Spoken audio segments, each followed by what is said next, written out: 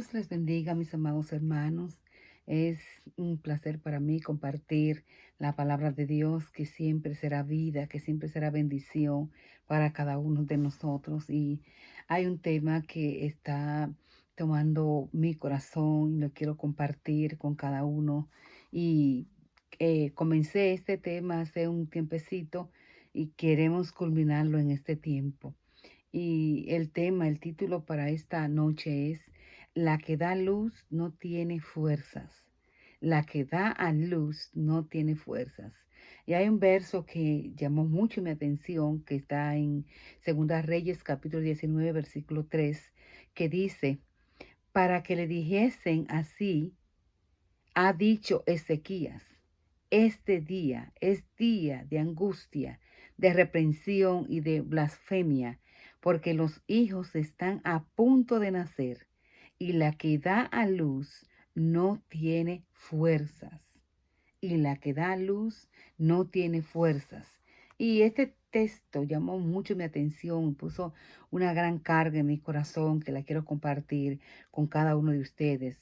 Antes de este texto hay un contexto y nos habla acerca del rey Ezequías. Todos conocemos este rey, que fue un rey, uno de los mejores que pasó por Judá. Y cuando leemos la historia de Ezequías, tanto en el capítulo 18 como 19 de Segunda Reyes, nos damos cuenta de una de las historias más poderosas de la Biblia y cómo Dios le dio la victoria a Judá por medio de este rey.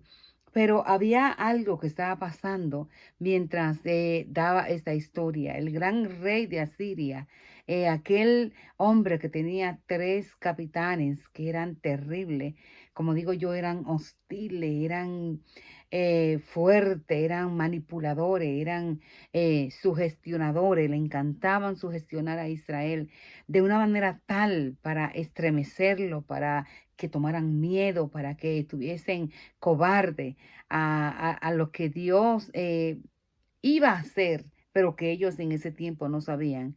Y era tanta la manipulación que esos tres capitanes de la red de Asiria, llamado el Rasaris, el Rasaser y el Tartán, daban a Judá, que la Biblia dice en 2 Reyes, capítulo 18, verso 25, que uno de los generales dijo estas palabras: ¿acaso he venido yo ahora sin Jehová a este lugar para destruirlo?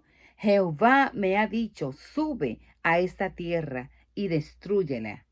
Y estas palabras atemorizaron más al pueblo, porque muchas veces cuando el pueblo pecaba delante de Dios, pues Dios permitía que ejércitos enemigos vinieran y tomaran la tierra. Y fue por eso que Ezequías tuvo ese temor tan grande y consultó al Señor. La Biblia nos dice que él llevó todas esas cartas de amenazas delante del altar del Señor y las puso delante del altar y oró y pidió a Dios misericordia. E incluso este verso que leímos en Segunda Reyes, capítulo 19, versículo 3, habla de las palabras que él le manda decir a Isaías, que era el profeta para ese tiempo.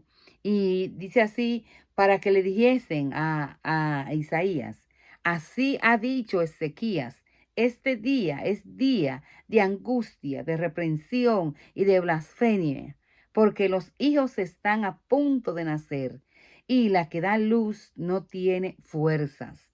Y es por eso que tengo este tema: la que da a luz no tiene fuerza. Y cuando hablamos de la que da luz, ¿quién es la que da luz?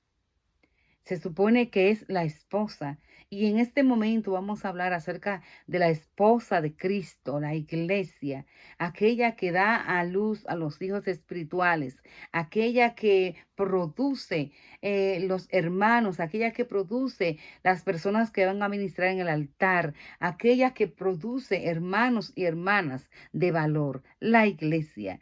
Pero me llama mucho la atención cuando el versículo dice que la que da luz no tiene fuerzas. Y me puse a pensar en la iglesia del Señor y todo lo que la iglesia ha pasado desde la antigüedad. Y vemos desde el inicio de la historia de la iglesia cristiana, esta ha peleado grandes batallas. Lo hemos visto desde el inicio, aun cuando nació en el día del Pentecostés. Unos días después, la Biblia dice de que la iglesia nació en el día de Pentecostés y que se convirtieron más de 3,000 personas por el mensaje de Pedro. La Biblia dice que unos días después, el impío, la gente que estaba en ese lugar, no pudo entender que Dios había venido a visitar a Israel nueva vez y comenzaron a perseguir la iglesia, tanto que tomaron preso a Pedro. La Biblia dice, y mataron a Jacobo, el hermano del Señor. Lo mataron a espada. O sea que la persecución de la iglesia comenzó unos días después de que la iglesia recibiera el Espíritu Santo. La iglesia fue perseguida totalmente y fue tanto esta persecución que llegó hasta los oídos de Saulo de Tarso, el gran perseguidor, perdón, de la iglesia. Aquel hombre que buscó carta ante los sacerdotes para perseguir a la iglesia. Y vemos en Hechos capítulo 8 cómo este hombre, pensando que hacía el bien, pues perseguía a la iglesia del Señor. Es decir, que las persecuciones de la iglesia fue desde, podríamos decir, el inicio de la misma. Estas persecuciones duraron años, pero la Biblia dice que mientras más los perseguían, más crecía. Y cuando vino esta persecución, pues la iglesia no tuvo otra opción que huir a otras ciudades y llegar hasta Samaria y llegar hasta Jerusalén y llegar hasta Judea y llegar por todos los confines de la tierra, como el mismo Señor había dicho en Hechos capítulo 2 cuando se derramó el Espíritu Santo. O sea que esta persecución fue de bendición. Esta persecución fue para que la iglesia despertara y saliera por todo el mundo conocido desde ese entonces. Pero la iglesia no se paró ahí. La iglesia crecía, pero también era perseguida. Y fue entonces en el año 70 después de Cristo, cuando vino este emperador Tito y destruyó totalmente lo que había en Jerusalén, destruyó el templo y la iglesia fue esparcida no solamente en el contorno de Judea, Samaria, Galilea, sino hasta lo último de la tierra, como dice el verso. Y llegó esta iglesia a Macedonia, Asia Menor y todas estas partes. Y yo pienso que Dios muchas veces sabe mover sus fichas. Cuando la iglesia se acomoda en un solo lugar, pues Dios tiene unos planes milagrosos para mover la iglesia de estar estática en un solo lugar, de estar acomodada. Aquí estamos cantando corito, nos sentimos bien y aquí nos quedamos. Cuando la iglesia entra a esa dimensión, pues la Biblia dice que Dios usa esos términos misterioso, a veces doloroso, para que la iglesia pueda entender. Pero así vinieron otras persecuciones y podemos ver entonces ya las persecuciones de los emperadores. Conocemos ya para el año 100 después de Cristo, el gran perseguidor de la iglesia, Nerón, que fue tan hostil, tan fiero, tan terrible. La Biblia dice que este hombre amarraba a los cristianos en postes y lo embardonaba con brea y lo quemaba. Y llegaron a ser esos cristianos antorchas humanas. Era una persecución totalmente terrible, pero aún así la iglesia nunca se quedó por vencida. La iglesia nunca quedó totalmente destrozada, porque siempre Dios ha guardado un remanente que ha sido de bendición. Tenemos también al perseguidor Domiciano, que fue uno de los últimos de los emperadores perseguidores. Este hacía una persecución bien cruel que fue para los años que vivió el apóstol Juan, que fue el último en morir. Y este hombre simplemente agarraba a los cristianos y lo ponía en una caldera de aceite hirviendo y lo echaba de esta manera. Y la historia dice que el apóstol Juan sobrevivió a esta persecución porque Dios lo tenía para un propósito. Y así fue como el apóstol Juan fue desterrado a la isla de Pasmo y allí escribió el Apocalipsis. Pero podemos ver que durante el transcurso de la historia, la iglesia fue perseguida, fue de una forma atroz, muy, muy perseguida y muy destruida, pero nunca hasta quedar sin un remanente. Y hasta llegar ya a la historia del gran Constantino en el año 325, que por fin declara a la iglesia como estandarte de su imperio. Y la persecución, perdón, eh, un poquito para. Aquella persecución ya no fue tan atroz como los demás años, porque aquel emperador dijo ya basta y quiso ayudar a los cristianos. Pero en esta ayuda pues vino un letargo espiritual a la iglesia del Señor, vino una oscuridad a la iglesia. La iglesia fue mezclada con la política y los emperadores y los reyes y las personas de aquel tiempo, entonces oscurecieron lo que era la iglesia verdadera, la iglesia primitiva, dando surgimiento entonces ya de la iglesia católica en sí desde los años 325 después de Cristo. Pero aún se mantenía por lo menos la predicación de que Cristo había muerto en la cruz del Calvario, pero ya en la época oscura de la iglesia. Estamos dando este resumen de cómo la iglesia vino desde el día del Pentecostés y cómo ha permanecido por los largos de los años. Ya por los años 1900 comenzaron unos, diríamos, avivamientos. Ya en 1901 comenzaron a reunirse a las personas que leían la Biblia, a ese remanente fiel que siempre en cada época Dios ha mantenido. Personas que comenzaron a buscar a Dios de verdad, de corazón. Y podemos leer en la historia de la iglesia cristiana que muchos de ellos se reunían en lugares a orar, a buscar a Dios, a implorar su presencia. Y comenzó a caer nueva vez el Espíritu Santo, que es lo que llamamos los avivamientos de la lluvia temprana. Desde el 1900 en adelante comenzaron esos avivamientos y conocemos unos de ellos, el gran avivamiento de la calle Azusa en el 1906, donde se veía la gente tratando de buscar a Dios de corazón, tratando de buscar a Dios con el alma, con la mente y con el ser. ¿Por qué? Porque entendían que algo más allá de lo que se le había dicho había. Y también cuando se comenzó a traducir la Biblia en varios idiomas, que muchas personas tenían la oportunidad de leer la Biblia y habían leído del día del Pentecostés, pues la gente quería experimentar eso que ellos habían leído. Y es por eso que comienza un gran avivamiento en los años 1900.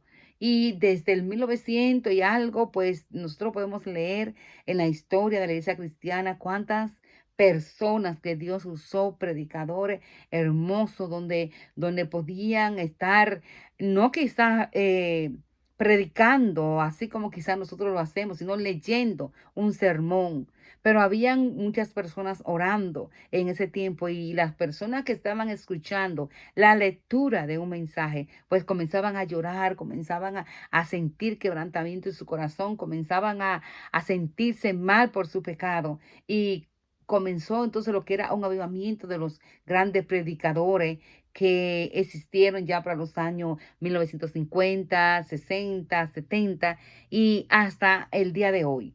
Pero hay algo que, como les dije, que me llama mucho la atención. La iglesia creo que ha perdido mucha fuerza de lo que Dios ha querido hacer.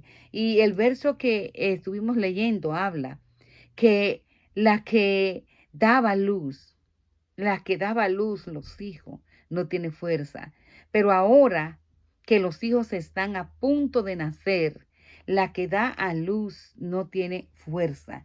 El verso que leímos en Segunda Reyes, capítulo 19, verso 3, me llama mucho la atención. Y aunque se refiere a la historia de Ezequías, para mí nos trae un mensaje poderoso, un mensaje que quiero compartir con cada uno de ustedes, un mensaje que Dios nos puede estar hablando ahora en este momento. Dice, porque los hijos están a punto de nacer.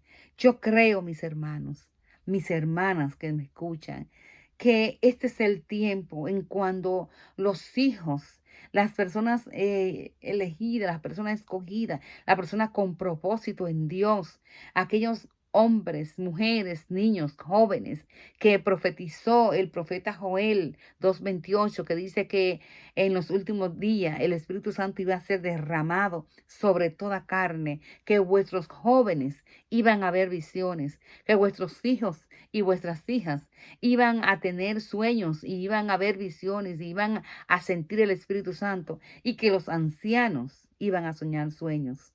Yo creo que este es el tiempo, que esos hijos están naciendo y que Dios quiere darle la fuerza necesaria que la iglesia le hace falta en el día de hoy.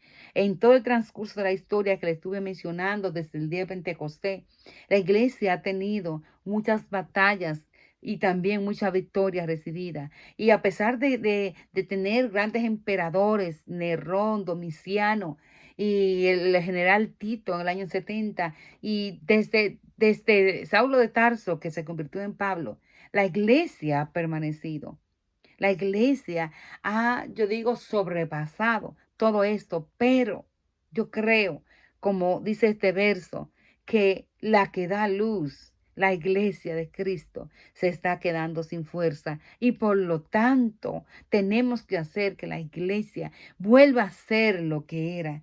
Yo creo, mis hermanos, mis hermanas, que hay que reestructurar la iglesia, que yo no estoy hablando de poner quizá un nuevo líder aquí, un líder allá, una persona que dirige aquí. No, no, no. Estoy hablando de volver a los inicios, a lo que era la iglesia, de pedir a Dios que nos dé la sabiduría, el entendimiento, para que la iglesia vuelva a ser lo que era, fluyendo en los dones del Espíritu, fluyendo en el poder de Dios. La iglesia no puede continuar de la manera en que hasta ahora estamos viviendo. Tengo una inquietud profunda en mi corazón. Y cuando leí este versículo, pues algo tocó mi vida. Y creo que Dios nos está hablando.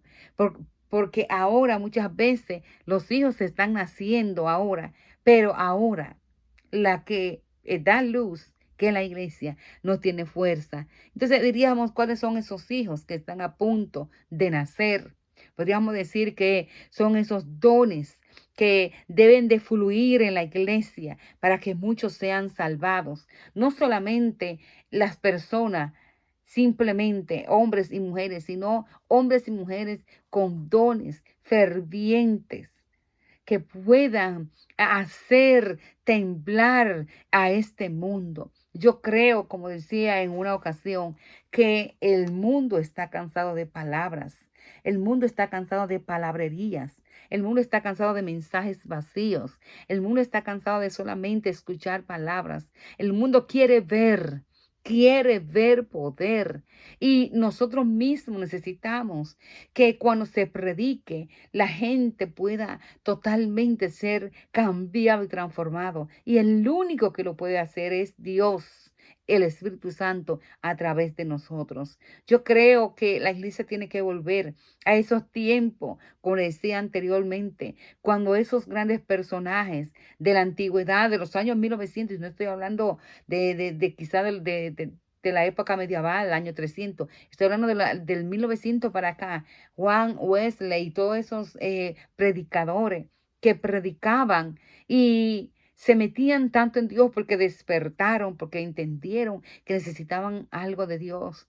La historia dice que ellos leían los mensajes, pero estaban tan llenos de poder, estaban tan llenos de los dones de Dios, que la gente caía llorando, quebrantado y pidiendo perdón a Dios. Yo creo que es tiempo de que la iglesia pueda volver a esos inicios. ¿Cuáles son los hijos que están a punto de nacer? Hombres y mujeres especiales, con un destino, con un propósito específico, que serán usados de una manera sobrenatural para alcanzar a los perdidos a través de milagros y prodigios. Yo creo que esos son los hijos que están a punto de nacer. Los hijos que están a punto de nacer son jóvenes maestros dotados de una sabiduría del cielo para enseñar a muchos, para inculcar esa palabra de Dios santa a través también influyendo en los dones espirituales. Son también mujeres sensibles al llamado, a la voluntad de Dios, dispuesta a sacrificar lo que sea, contar de sentir a Dios y contar de que muchos sean sanados y sean cambiados. Mujeres con el don de intercesión para clamar, para gemir, para pedir a Dios que la bendición pueda caer sobre este mundo que se pierde. Hombres con una carga tan pesada por las almas que puedan servir de antorcha para alumbrar el camino de los que se pierden. Estos son los hijos que están a punto de nacer. Y con esto podemos decir que estos hombres marcados con este destino, con este deseo, que puedan tener la única intención de llevar esas almas al reino de Dios. Pero, pero, para que nazcan estos hijos, la iglesia necesita tomar fuerzas. Para que nazcan estos hijos, la iglesia necesita cambiar. La iglesia necesita ser diferente. ¿Por qué? Porque la que da a luz no tiene fuerza. La iglesia ha perdido la fuerza. Yo creo que nos hemos metido en tantas diríamos, celebraciones, en tantas cosas. Yo digo, mis hermanos, sí, lo siento en mi espíritu. Dios ha permitido quizá esta pandemia, siempre lo voy a decir, no solamente con el hecho de que sea, Dios tiene propósito en todo. Y yo creo más bien que es para que despertemos una vez y para siempre, para que entendamos que no podíamos seguir o que no podemos seguir de la misma manera que hemos estado haciendo. Simplemente nos reunimos a gozarnos, nos gozamos y después para la casa. O más bien vamos a congreso, vamos a campamento, vamos. Dios quiere algo más porque nos estamos gozando nosotros, los cristianos. Pero los impíos, las personas inconversas, las personas que no conocen a Dios, se están perdiendo y necesitan ver más que palabra, necesitan ver hechos, necesitan ver señales, milagros que puedan cambiar sus vidas, porque el pecado está abundando, perdón, el pecado está abundando en la tierra y lo está moviendo como nunca en mi vida había visto cuánta degeneración, cuántas personas que se le importa. Incluso yo pienso que esta misma pandemia, la Biblia dice que el que sea justo todavía, pero el que sea injusto todavía. Y yo creo que esta pandemia ha sacado lo que somos, ha sacado en la gente lo que es. El que ha buscado a Dios se ha metido más, pero el que es injusto, el malo, se ha puesto peor porque tienen ese dicho en su corazón, como decían los griegos, comamos y bebamos, porque mañana moriremos. Y yo creo que muchas personas en el mundo están ahora, bueno, podemos morir en cualquier momento con esta pandemia. Vamos a vivir la vida, vamos a gozar y vamos a vivir y vamos a darnos vida. Pero eso ha hecho que el injusto sea injusto todavía. Y por eso es que la iglesia, la que da luz, tiene que tomar nuevas fuerzas para meterse en Dios y para buscar la presencia del Señor y para orar, para que esos dones puedan regresar o puedan activarse, porque yo creo que la iglesia lo tiene, lo pedimos y lo tenemos, pero ponerlo en fusión, ponerlo a trabajar totalmente. La que da luz no tiene fuerzas. ¿Y por qué no tiene fuerza? Muchas veces porque la iglesia se ha rezagado, envuelta en concursos, modas, clubes, desfiles. Y muchas veces solamente en motivación personal. A veces los mensajes son más motivaciones personales que mensajes de poder. Y esto la iglesia tiene que cambiar para que tome fuerza. La iglesia también no tiene fuerza porque se dejó debilitar comiendo basura del mundo y no la palabra santa del Señor, que es su alimento. También la iglesia perdió fuerza delante de Dios y del mundo, porque se ha metido en discutir doctrina que a la larga no salvan. Otra razón por qué la iglesia ha perdido fuerza, algunas veces están en contienda, mirando a ver quién es el mejor o quién tiene más miembros. Ha perdido su norte de predicar el evangelio de Jesucristo, no el de los hombres. Ha perdido el amor que caracterizaba a los primeros cristianos. Y Dios está exigiendo que la iglesia vuelva a tomar esas fuerzas y vuelva a buscar el sentido para lo cual fue ideada. La idea de Dios era que la iglesia fuese poderosa. La Biblia dice que las puertas del Hades, del infierno, no van a prevalecer contra la iglesia del Señor. Y dice más, la Biblia dice que Él nos dio la potestad, a nosotros como iglesia, de hollar serpiente y nos puso los dones de sanidades, nos puso los dones de milagro, de hacer milagro, de profecía en manos de la iglesia, pero la iglesia ha perdido fuerza y lo ha perdido también juntamente con ello. Ha perdido el amor que caracterizaba a la iglesia. Ha descuidado el ministrar bajo los dones del Espíritu para que el poder de Dios sea que transforme las vidas. No somos nosotros, nunca lo fuimos, ni lo seremos. No somos usted ni yo. Nuestras palabras son vacías sin el Espíritu Santo. Necesitamos que el Espíritu Santo de Dios trabaje en nuestras vidas para que esos dones puedan fluir y la iglesia pueda tomar la fuerza que necesita. Porque la iglesia ha perdido la fuerza porque ha dejado de orar sin cesar. No es solo cuando tengo la necesidad, es siempre. La Biblia dice orar sin cesar todo tiempo y entendemos que no vamos a estar quizás de rodilla las 24 horas, lo entendemos, pero necesitamos orar constantemente. Señor, obra de una forma especial, transforma la vida. Una cosa que yo creo que el hombre ha perdido, la iglesia ha perdido la fuerza, es cuando alguien va a predicar, necesitamos hacerlo. La palabra tiene que llegar, la palabra tiene que impactar, la palabra tiene que cambiar. Las palabras del Evangelio, las predicaciones de los hombres, de las mujeres, no pueden ser simplemente palabras. Esas palabras tienen que haber un convencimiento en el corazón. Y para que haya eso, esas palabras deben ser secundadas con oración de intercesión.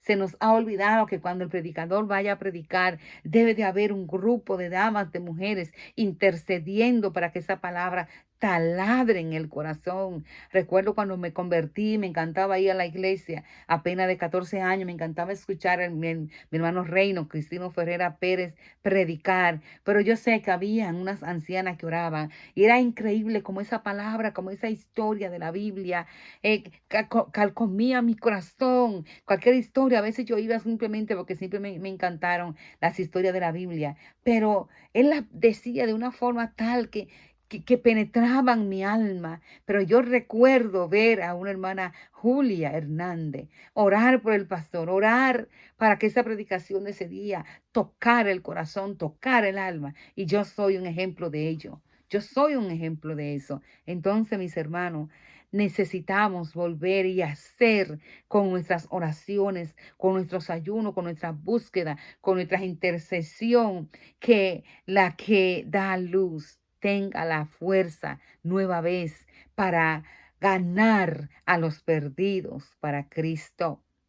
Esas palabras del rey Ezequías que mandó a decirle a Isaías para que le dijesen, así ha dicho Ezequías, este día es día de angustia. Estamos viviendo en los días más angustiosos de nuestra existencia, hoy como nunca. Cuánta muerte, cuánto dolor con esta pandemia, cuánto pecado. cuánta maldad. Estamos viviendo días de angustia, de reprensión, de blasfemia, porque los hijos están a punto de nacer y la que da luz no tiene fuerzas. Hoy, mis hermanos, mis hermanas que tienen alcance a esta palabra, donde quiera que usted esté escuchándome, sea parte para que la iglesia de Dios vuelva a tener el poder, la autoridad, que la iglesia del Señor sea estructurada de una manera tal que la iglesia pueda surgir en sus dones, en sus frutos del Espíritu, en operar en prodigios, milagros. Ya estamos cansados de que la iglesia simplemente nos reunamos a cantar coritos y a gozarnos nosotros y ya. Necesitamos que esas palabras conmuevan al mundo, conmuevan a los pecadores, que como pasaba en siglos pasados, cuando alguien pasaba, escuchaba de muchos historiadores, que cuando alguien pasaba por frente de una iglesia, la gente de las cantinas, los que estaban cerca, los que estaban lejos, comenzaban a llorar porque había alguien predicando con una palabra ungida. Es tiempo, mis hermanos, que la iglesia vuelva a este sentir, a esta misma mente, a este mismo propósito. Y nosotros a través de la oración vamos a hacer que la iglesia del Señor tome la fuerza que necesita para que los perdidos sean alcanzados. Usted y yo somos parte de aquella que da luz. Y por lo tanto necesitamos hacer que la iglesia vuelva a tener la fuerza necesaria. Dios me le bendiga, Dios me le guarde y permita a Dios que esta palabra nos anime a buscar la unción de Dios para que la iglesia que da luz, los que van a ser salvos, pueda tener la fuerza para parirlos, así podemos decir, para que puedan llegar al evangelio de la santa unción, al evangelio poderoso de la salvación que Dios tiene destinado para todo aquel que cree. Dios le bendiga, Dios le guarde y mantengamos nuestro pensar de hacer que la iglesia vuelva a ser lo que fue al principio, en el nombre poderoso de Jesús. Dios le bendiga mucho, Dios le guarde y que tengamos